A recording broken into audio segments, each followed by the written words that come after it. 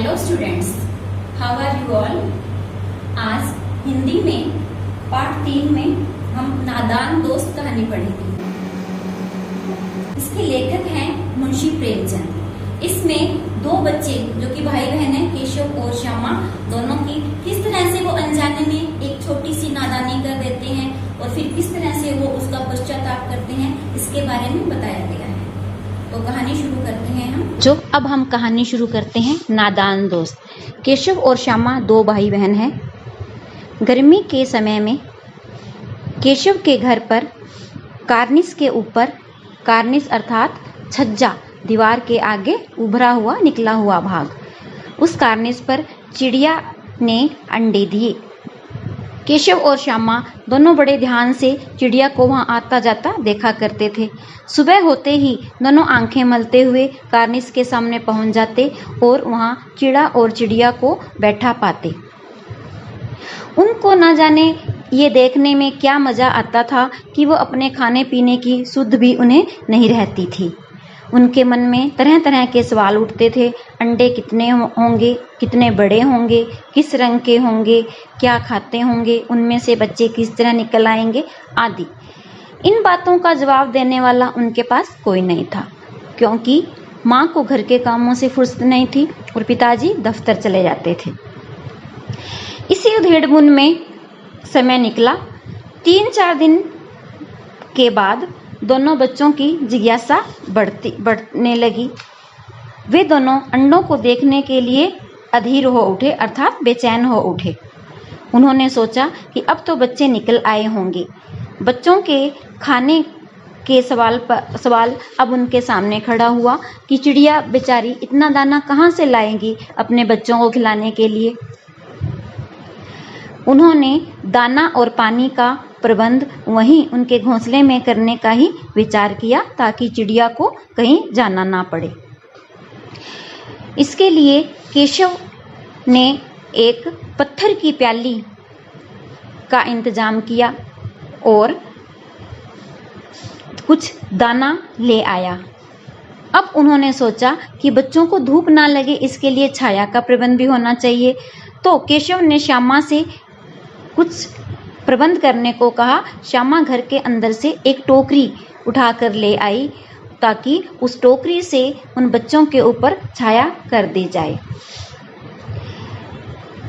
दोपहर में जब माँ सो गई और पिताजी दफ्तर गए हुए थे, तो बच्चे चुपके से उठे और दरवाजे से निकलकर बच्चों की हिफाजत में लग गए। केशव स्टूल के ऊपर चढ़ा, श्यामा ने स्टूल को पकड़ा और उसने अंडों को उठाकर उनके नीचे एक पहटा पुराना कपड़ा गद्दी के रूप में लगाया और उनके ऊपर टोकरी लगाई, ताकि जब बच्चे निकले तो उन्हें धूप ना लगे। जैसे ही केशव ने अंडों को छूने के लिए हाथ बढ़ाया था, वहां से चिड़िया उड़ गई। उसके बाद जब शाम को केशव सोकर उठा तो उसने देखा दोनों चिड़िया बार बार कार्निस पर आती, लेकिन वहां बैठती नहीं थी और वापस चली जाती थी। दोपहर में सोने के बाद जब केशव और श्यामा उठे तो वो दोनों वहां कार्निस के पास आए। उन्होंने देखा कि अंडे नीचे गिरे पड़े हैं। श्यामा ने केशव से कहा, भैया ये अंडे तो नीचे गिरे हुए हैं, क्या बच्चे उड़ गए? तब केशव ने कहा, नहीं, देखो इन अंडों में से ये सफेद सफेद पानी सा निकला हुआ है, इन्हीं से बच्चे बनते, लेकिन अब ये तो टूट चुके हैं। इतने में माँ उठकर बाहर आ जाती है और बच्चों से पूछती है कि तुम ये दोनों क्या कर रहे हो। बच्चे कुछ भी जवाब नहीं देने पर माँ देखती है कि वहाँ कुछ अंडे टूटे हुए पड़े हैं। अंडों को टूटा हुआ देखकर माँ को बड़ा गुस्सा आया और श्यामा और केशव को डांट कर पूछने लगी।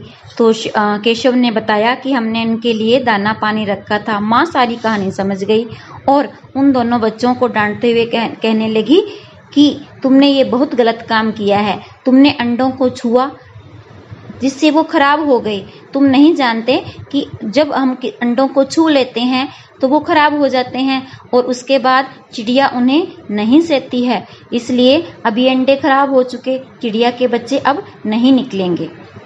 तुमने बहुत बड़ी गलती की है। यह सुनकर केशव बहुत उदास हो गया।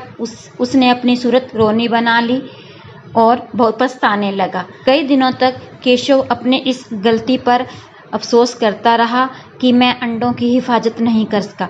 लेकिन बच्चों, वास्तव में उन दोनों बच्चों की नीयत तो उन अंडों की हिफाजत करना ही था। वो तो उन अंडों से निकलने वाले बच्चों की रक्षा ही करना चाहते थे, लेकिन नादानी में उनसे यह भूल हो गई और वो अंडे खराब हो गए।